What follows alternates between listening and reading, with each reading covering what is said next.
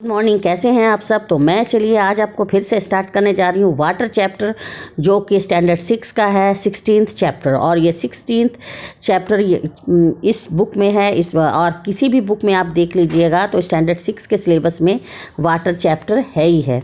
तो चलिए आज हम लोग वाटर के बारे में पढ़ते हैं। कल हमने पढ़ाया था natural resources and types of natural resources and renewable and non renewable.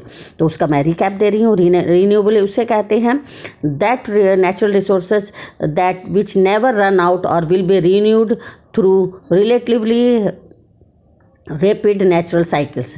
Renewable resources are those which will either never run out or will be renewed through relatively rapid natural cycles. Renewable उसे कहते हैं जो कि कभी ख़त्म नहीं होता और उसे हम लोग दोबारा रीन्यूएबल कर लेते हैं। इन्हें उसे हम लोग फिर रिसाइकिल्ड कर लेते हैं, दोबारा बना लेते हैं।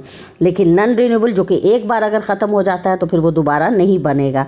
Non renewable sources those cannot be exhausted by use, can be exhausted by use and it takes million of years to form again। उसको फिर करोड़ों साल लगते हैं उसको दोबारा बनने में, है ना। तो चलिए आज फिर हम पढ़ते हैं वाटर के बारे में। Water is an important natural resources. हमारा पानी जो है वो हमारे लिए बहुत ही इम्पॉर्टेंट और प्रीशियस नेचुरल रिसोर्स है। About 3/4 of the earth surface is covered by water। और हमारी धरती जो है, हमारी जो प्लेनेट है, जो अर्थ है, वो 3/4 भाग जो है वो चारों तरफ से पानी से ही घिरी हुई है। Water is very important for life to exist on earth. और हमारी ज़िंदगी को, हमें जीने के लिए पानी एक बहुत ही इम्पॉर्टेंट सोर्स है। अगर पानी नहीं रहेगा तो हम लोग नहीं जी सकते हैं। It is thought that billion of years ago life originated in the ocean.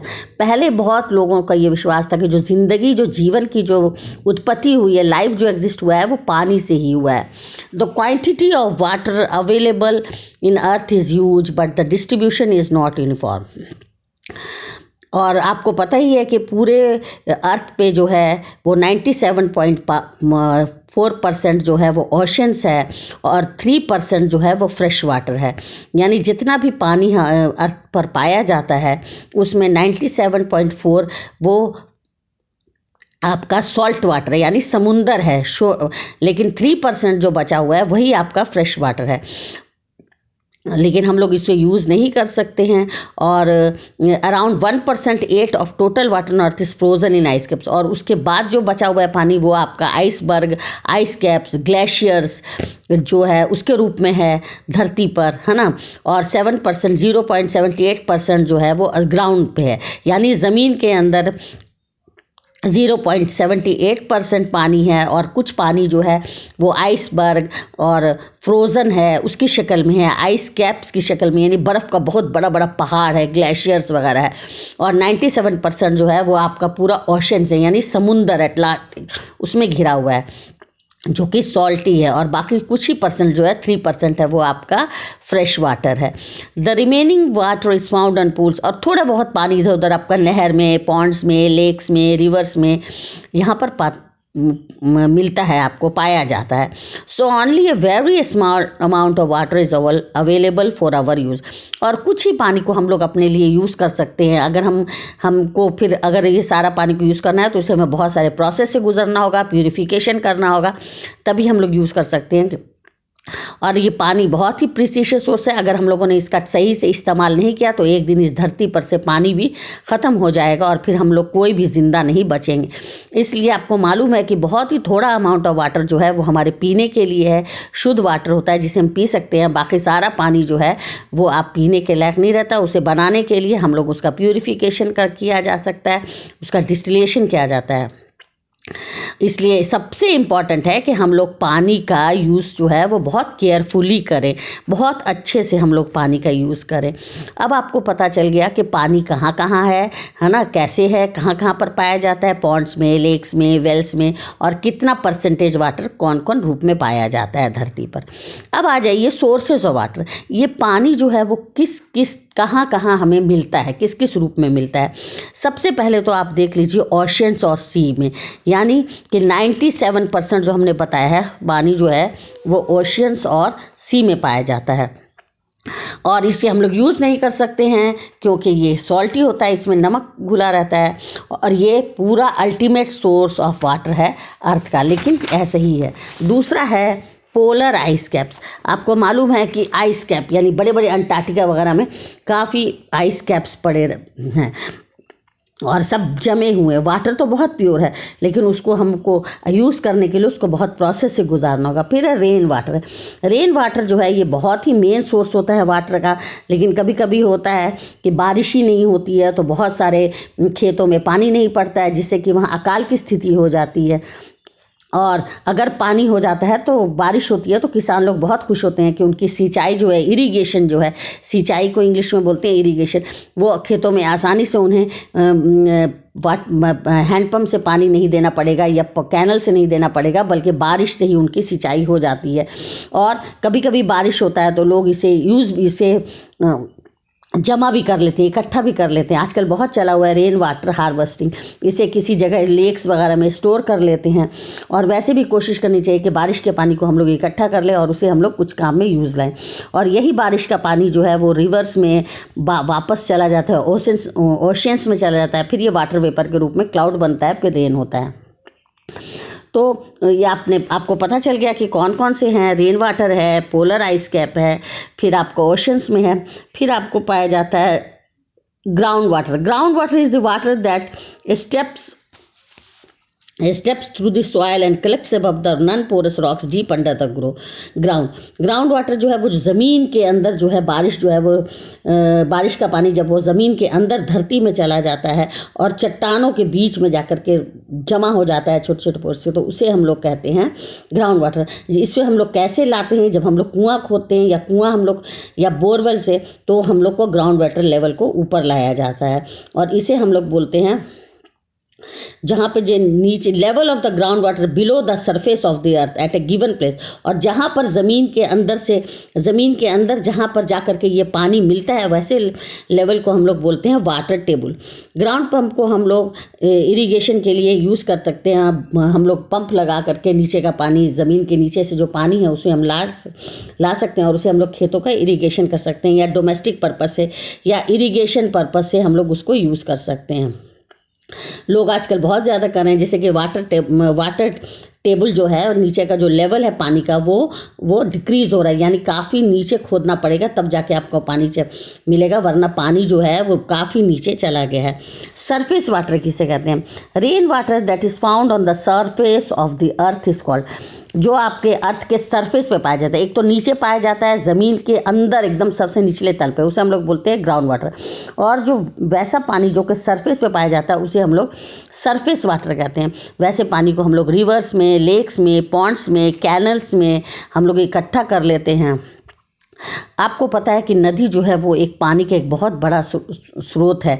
However many rivers get flooded during the monsoon. कभी कभी मानसून के सीज़न में, यानी जब बारिश बहुत होती है तो पूरे नदी में पानी भर जाता है और and monsoon and lower levels of water for the rest of the year. इसलिए हम लोग को क्या करते हैं, पानी का जो है पानी को इकट्ठा करके डैम और रिजर्वायर्स बनाते हैं बड़े बड़े लोकेशंस पे, बड़े बड़े नदी के चारों तरफ, ताकि पानी इकट्ठा रहे और उस पानी से हम लोग कभी कुछ यूज़ कर लें। तो ग्राउंड वाटर आप समझ गए, सरफेस वाटर समझ गए। और पानी जो है अगर नहीं होता है तो अकाल भी पड़ जाता है, जिससे कि बहुत नुकसान होता है।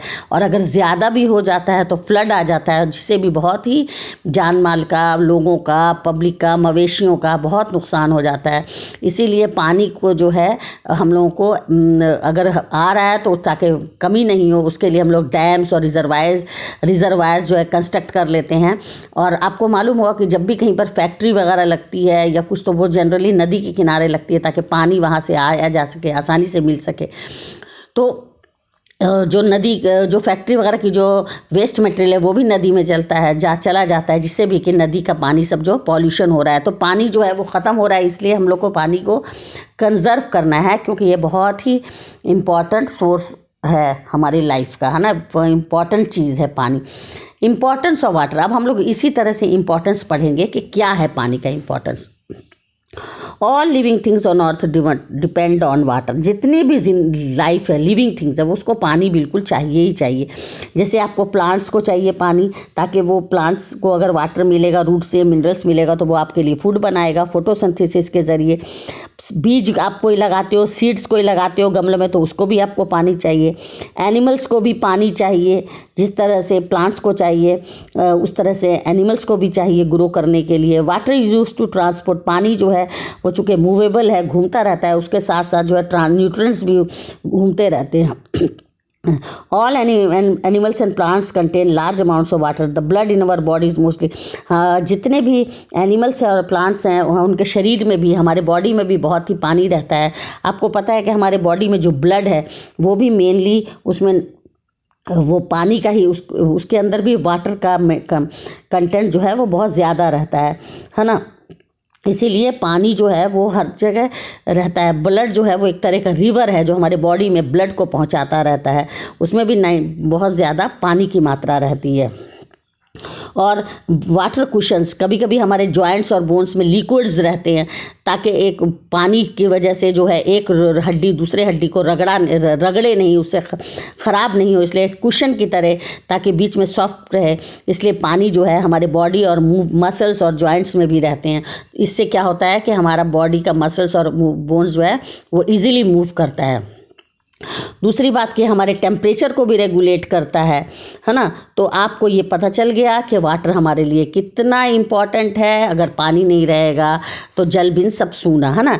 यूजेज ऑफ वाटर, अब आपको ये तो बताने की बात है कि पानी का क्या यूज़ है। पानी एक यूनिवर्सल सॉल्वेंट है। पानी एक ऐसा सॉल्वेंट है कि उसके अंदर हर चीज़ घुल जाती है, और इसके घुलने की वजह से, जैसे कि आपके बॉडी में जो यूरिन होता है, तो आपके बॉडी में जितने भी पॉइजनस चीज़ें वो पानी के अंदर घुल जाता है और यूरिन के रूप में बाहर आ जाता है। तो पानी से बहुत हम लोग यूज़ करते हैं। आप लोग नर्सरी क्लास से पढ़ते आए हो, we use water for drinking, washing, cooking, bathing and other such things. फिर हम लोग खेतों में इरिगेशन के लिए यूज़ किया जा सकता है। तो बहुत सारे इसके फंक्शन हैं। और water is an universal solvent. सबसे बड़ा ये अपने अंदर हर चीज़ घुला लेने की इसके अंदर क्षमता होती है।